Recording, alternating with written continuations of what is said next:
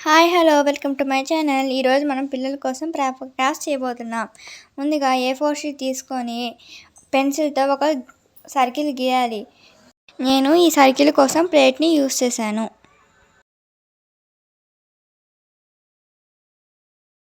ఆ సర్కిల్ మీద ప్లెయిన్ బ్రష్తో సర్కిల్ గీయాలి.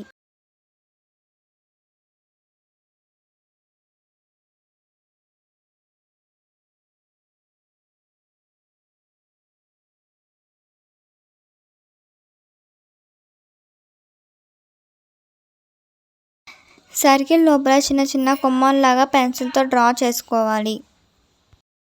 డ్రా చేసిన దాని మీద పెయింట్తో గీయాలి. మీరు ఫ్రీ హ్యాండ్స్తో గీస్తే బాగా వస్తుంది.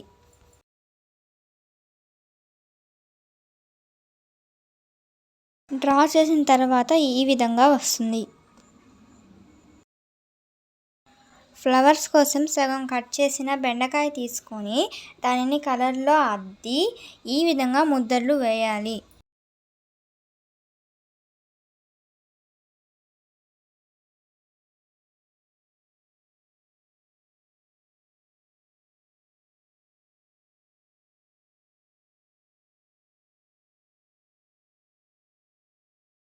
ఇలా అన్నిటికీ వేయాలి.